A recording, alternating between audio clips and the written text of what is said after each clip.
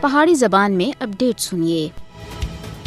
بھارت کی درندہ صفت فوج سن کشمیر کو ایک جہنم زار بنا کے ڈایا۔ کشمیریوں کو خوفزدہ کرنے دے واسطے مقبوضہ جموں کشمیر وچ انا راج قائم کیتا ہوا ہے۔ بھارتی فوجیاں سن کشمیریوں کو تحریک آزادی کشمیر سے دور رکھنے دے واسطے مختلف کالے قوانین نافذ کر کے مقبوضہ علاقے وچ گرفتاریاں دا سلسلہ اور زیادہ بڑھا کے ڈایا ہے۔ بھارتی فوجی کشمیریوں کو دہشت زدہ کرنے دے واسطے اس طرح دی کاروائیاں کر رہے ہیں۔ بھارتی فوج دے اہلکاراں سن حال ہی وچ رجوری، پونچھ، ڈوڈا اور مقبوضہ جموں کشمیر دے دوئے اضلاع وچ بڑے پیمانے دے اتے تلاشی کاروائیاں دا سلسلہ شروع کر کے دا ہے۔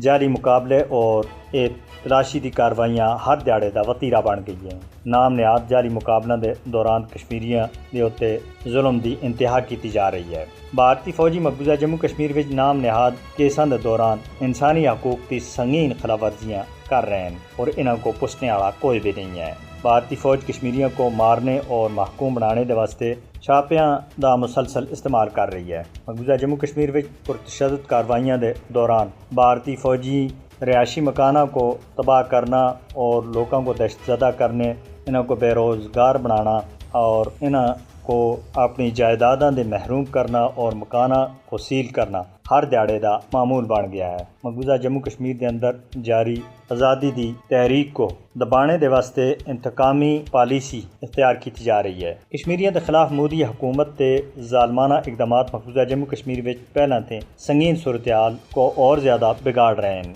چھاپے، گرفتاریاں کشمیریوں کو محکوم بنانے دے واسطے مودی حکومت کی مایوسی کو ظاہر کرتے ہیں۔ کشمیری تمام تر مشکلات کے باوجود اپنی جدوجہد جاری رکھنے دے واسطے پرعزم ہیں۔